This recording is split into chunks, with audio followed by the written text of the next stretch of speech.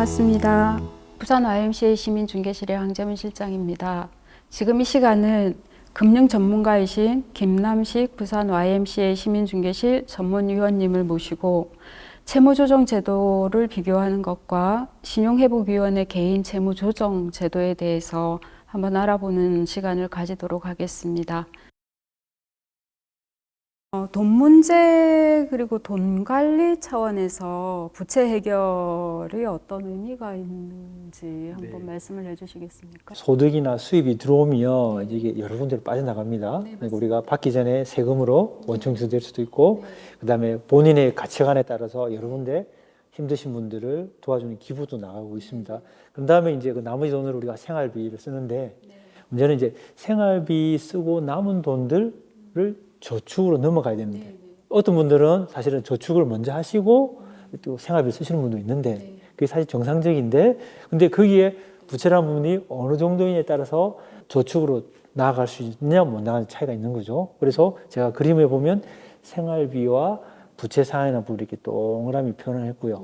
그 다음에 이제 비상금과 저축으로 넘어가야 되는데, 예를 들어 이 부채라는 부분들이 내 수입의 30% 이상 넘어서신 분들은, 그리고 이게 또 저만 뿐만 아니라 다른 지역의 금융복지센터에서 다양한 상담 사례를 하다 보니까 그 30% 숫자가 의미가 있더라고요. 그게 이제 통계로 볼 때 30% 이내의 부채는 사람들이 감당이 가능한데 소득이 30%를 넘어버리면 감당하기 힘들어 하더라. 왜냐하면 부채가 커지기 때문에 생활비 부분이 확보가 안 되는 거죠. 그리고 우리가 또 살아보다 예상치 않은 갑작스러운 질병이라든지 사고 때문에 갑작스러운 돈이 있어야 되는데 비상금도 부족하고, 비상금이 없으니까 결국은 추가적인 또 다른 대출이 발생하는 거죠. 그러면 가정경제에 있어서 비상금이라는 거는 어떤 의미가 있는 것 같은데요? 그렇죠. 예. 어떤가요? 비상금이 사실은 뭐 주부 입장에서 바라본 비상금하고 또 그 뭡니까 남편 입장에서 다 여러 가지 다를 수가 있는데, 통상적으로 우리 비상금은 한 6개월 정도의 생활비가 통장에 있든 아니면 뭐 통장도 아닌 더 뭡니까 아주 깊숙이 숨겨두지만 한 6개월 정도의 생활비를 비상금으로 의미합니다. 왜냐하면 우리가 금융 현장에서 보면 보험이든 적금이든 만기가 있는 상품이 사실 만기까지 가야 되는데, 대부분 우리 보면 한 절반 이상의 분들이 중간에 해지를 하세요. 해지를 하신 이유는 더 좋은 상품이 나왔기 때문에 해지하시는 게 아니라 지금 당장 써야 되는, 그렇죠. 그러니까 대출을 만들기에는 부담스러우니까 결과적으로 지금 적금이라든지 보험을 해지를 하시는데, 그 해지하신 분들 현장에 다 물어보면 갑작스럽게 돈이 없어요, 이런 거예요. 그래서 비상금이 있다는 거는 만일의 사태를 대비할 수도 있겠지만 기존에 내가 가입한 적금이나 보험을 만기까지 가져갈 수 있는 또 수단이기 때문에 꼭 비상금은 필요합니다.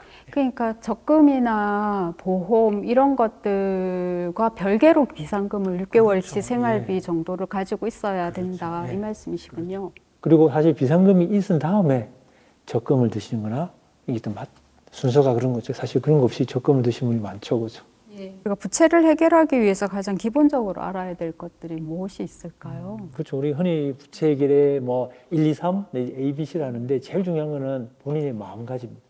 그래서 내가 이번에 어떻게든 부채를 해결하겠다라고 생각을 가지면 어떤 생각이냐면, 부채를 해결하려면 부채의 실체를 파악해야겠죠.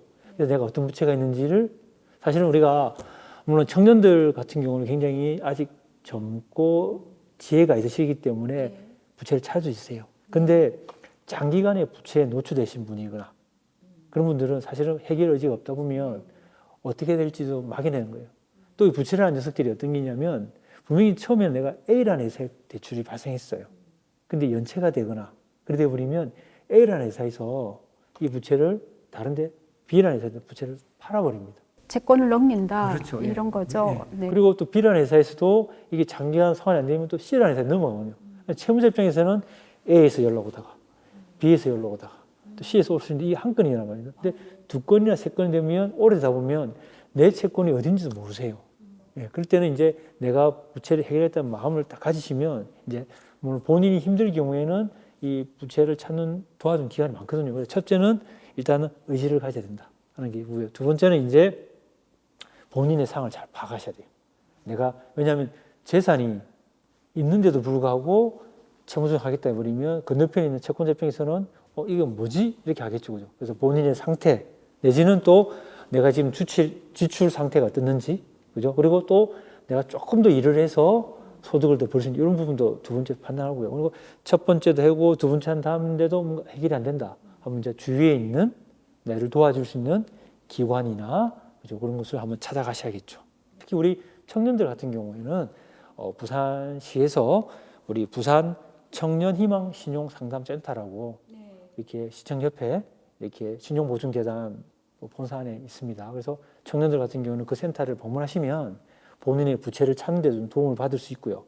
또 본인의 소비 성향, 그다음에 저축 성향 같은 기본적인 재무 상담도 해서 본인의 문제점을 알 수도 있고요.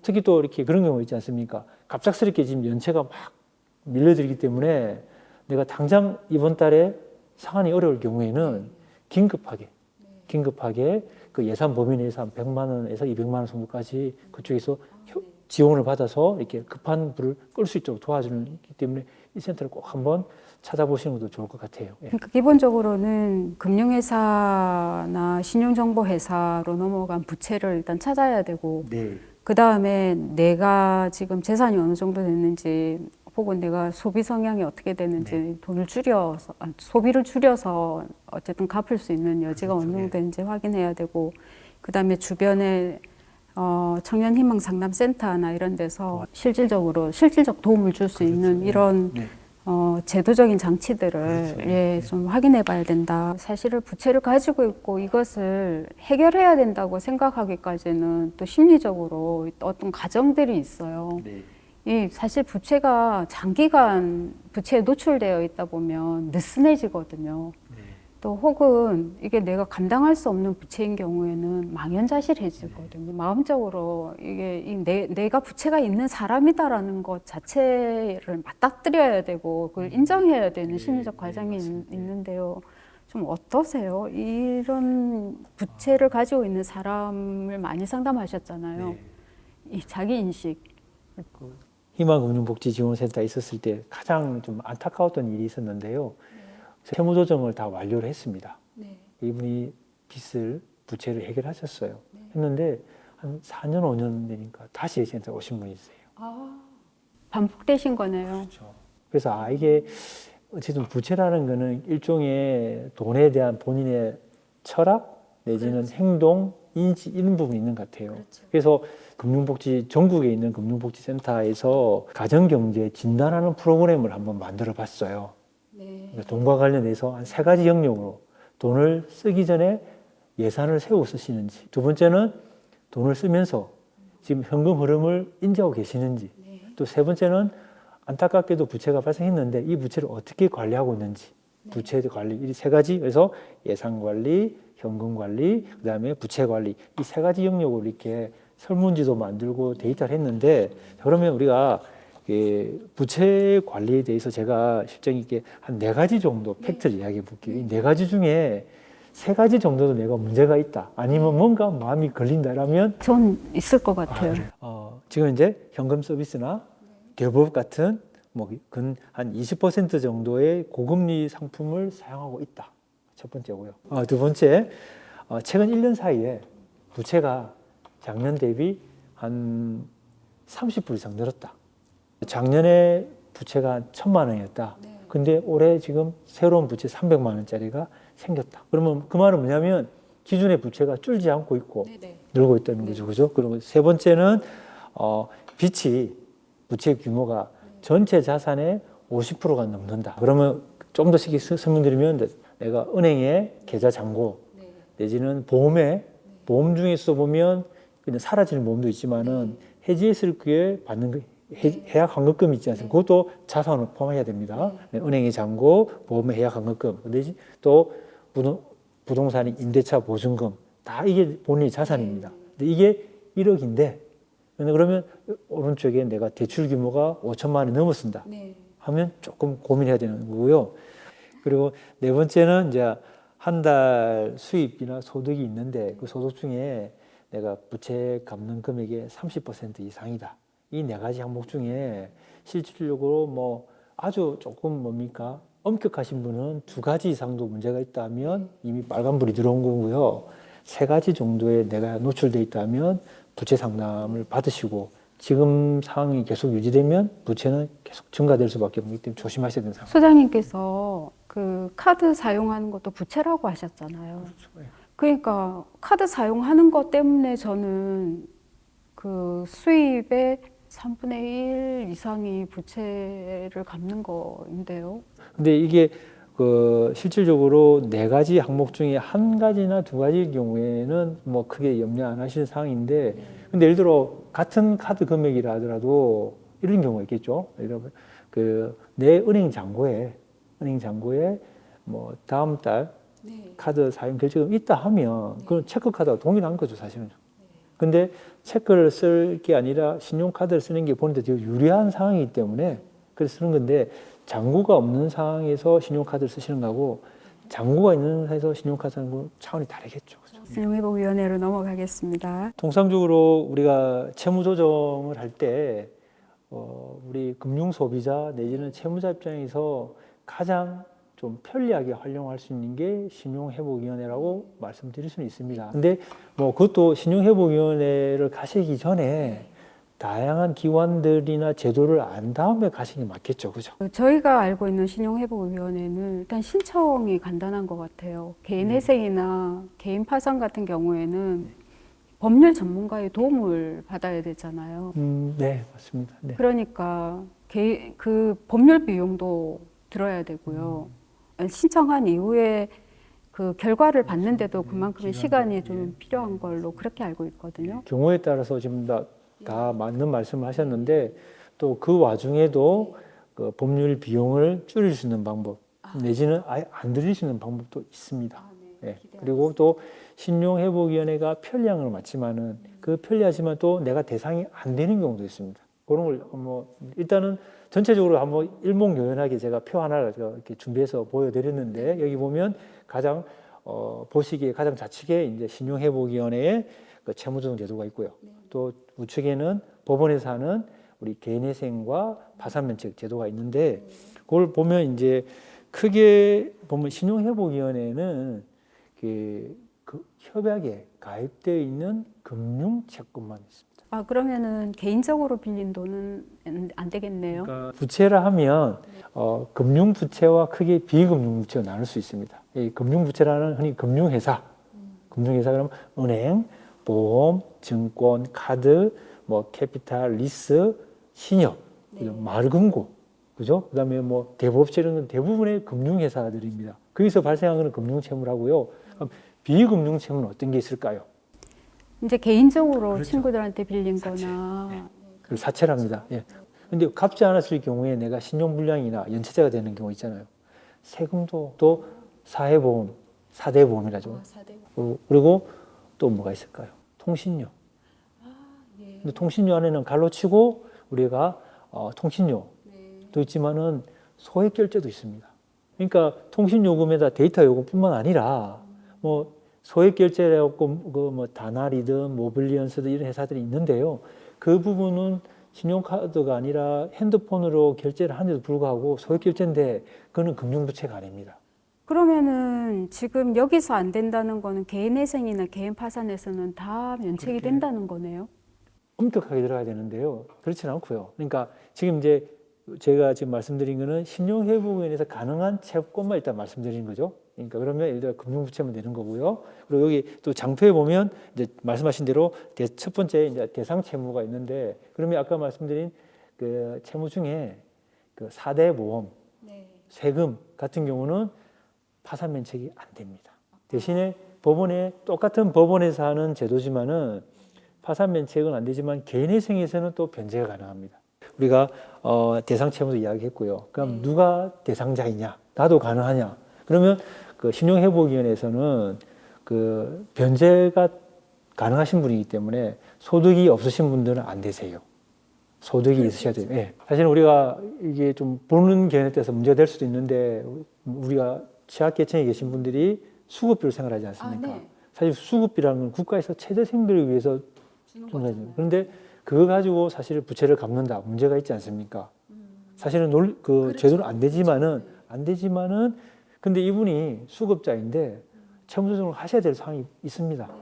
그래서 다시 자립을 위해서 자활을 위해서 가신다는 신용을 회복하기 위해서 그러니까 파산 면책이 사실 수급권에 계신 분들은 파산 면책이 제일 우선일 수도 있는데 또 경우에 따라서 뭐 나중에 파산 면책에서 이야기하겠지만은 지금 법원에서 소액 채무일 경우는 또 이렇게 안 해줄 수도 있고요. 또 채권 부채일 경우 안 해줄 수도 있습니다. 그럴 경우에는 신용 회복이 필요하다. 그러면 신용 회복인에서 그런 기초수급에 계신 분들도 대상자가 할 수가 있습니다. 예. 그 개인회생이나 파산면책 또 다른 조건이 있겠지만은 최저생계비 이상의 소득이 계신 분들은 가능한 거 있고요. 변제 기간이 10년이네요. 기본적으로 신용회복인에 가면 8년을 하고 있는데 8년이 또 기간이 부담이 되시는 분들은 10년까지 최장 연장해 주고요. 반드시 8년이 아니고요. 본인의 상한의 능력과 의지에 따라서 뭐 1년, 2년, 3년까지 기간도 이렇게 아주 유연하게 조정이 가능합니다. 이것이 결정이 나는데 걸리는 시간은 얼마나 걸릴까요? 그러니까 실질적으로 신용회복인에서 업무가 우리 채무자가 오셨습니다. 그럼 채무자의 신용도 평가하지만은 맞은편에 있는 금융회사, 채권자들한테 이제 조정 동의를 받습니다. 동의를 받는 그 기간이 회사마다 약간 차이가 있는데 그 빠른 경우는 뭐 한 달인데 일반적으로 안내받기로 한 2개월 정도로 이렇게 안내를 하고 있습니다. 예. 이게 이렇게 해서 제도를 이용하는 데 드는 비용이 5만 원인 거죠? 신청비가 5만 원. 왜냐하면 이제 신용회복인에서 채무자 오셨을 때 이분의 신용을 평가한다든지 또 부채를 찾아야겠죠, 그죠? 그리고 또 우리 채권자들한테 동의를 받는 과정에서 업무적 비용이 드는데 기본적인 이제 5만 원인데 다 5만 원을 받는 게 아니고요. 우리 그 수급권에 계신 분들은 5만 원을 다 면제를 받습니다. 그래서 실제로 비용 없이 상담을 받을 수 있는 상황입니다. 예. 채무가 상한선이 있을까요? 하한선이라든지? 우리 개인 채무자의 경우에는 본인이 해당 사항이 없는 게 큰 의미가 없는데 그래서 신용회복인에서는 본인들은 금액은 약 10억 정도. 15억. 예. 여기서 담보대출하고 신용대출하고 다 포함해서거든요. 그래서 조금 더 정확하게 이야기하면 담보대출은 한 10억, 신용대출은 5억. 그래서 15억까지인데 사실 뭐 이 정도 금액이 상환해야 될 경우 같으면 개인은 힘들겠죠, 그죠? 뭐 한도는 그렇다는 거 제가 말씀을 드립니다. 예. 예. 앞서 이제 신용회복에는 아까 금융 채권만 된다고 말씀을 드렸고요. 그리고 기간이라든지 비용도 이야기했는데 또 뭐 법원에서 하는 개인회생이나 파산면책보다 조금 더 유리한 게 있다면 뭐냐면 채무자 입장에서 제일 두려운 게 뭡니까? 추심이죠, 그죠? 연체가 됐을 때. 그런데 신용회복위원회는 내가 가서 상담을 신청하면 신청을 했잖아요. 접수가 되면 그 다음 날로부터 일단은 추심은 중지됩니다. 그래서 뭐 직장생활 하시는 분들은 추심 때문에 굉장히 부담스러울 수 있는데 이런 부분들이 굉장히 마음에 안정감을 얻을 수 있다는 걸 제가 말씀을 드리고요. 또 지금은 사실 우리가 채권은 연대 보증은 거의 없습니다. 보증이 없는데 예전에는 참 보증이 많았지 않습니까? 근데 신용회복위원회 채무 조정을 하게 되면 전체를 다 갚는 게 아니죠. 예를 들어 내가 갚아야 될 돈이 1억이다. 그러면 5천만 원만 갚으면 된다. 그럼 5천만 원은 탕감받은 거지 않습니까? 그럼 끝나는데 그럼 뭐냐면 보증인이 있다면 보증인한테 남은 5천만 원에 대해서 상환이 안 들어가는데 법원에서는 회생이나 파산면책은 만약 보증인이 있다면 내가 변제받은 금액, 그죠? 탕감받은 금액만큼만 보증인한테 간다는 안타까운 게 있기 때문에 그런 부분에 대한 좀 있다고 말씀을 드리고 싶고요.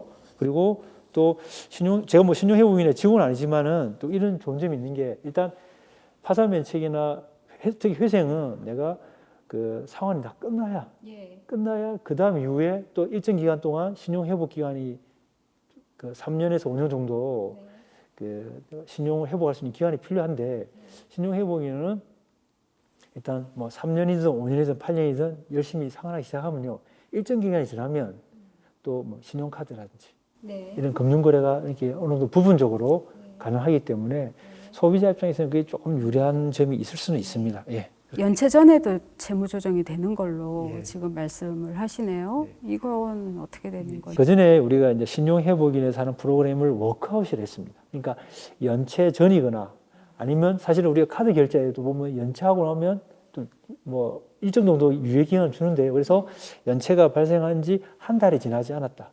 그런 분들은 우리가 신속 채무조정이라고, 다른 말로 연체 전 채무조정이라는 한 제도가 있고요. 두 번째는 이제 연체가 발생했는데, 자, 31일부터 89일, 그러니까 90일이 안 되신 분들을 우리가 뭐냐면 프리워크아웃, 사전 채무조정이라는 제도가 있고요. 그 다음에 이제 90일이 지난 분들을 우리는 그냥 일반적으로 채무조정 내지는 뭐 워크아웃 이렇게 나누기 때문에 연체 기간을 가지고 이렇게 신용회복위원회 본인이 방문해서 상담을 받을 수 있으세요. 지금까지 신용회복위원회 개인 채무조정에 대해서 말씀해 주셨는데요. 도움이 되셨으면 좋겠습니다. 이것으로서 청년사회 나침반 영상 아카데미 세 번째 시간을 마치도록 하겠습니다. 감사합니다.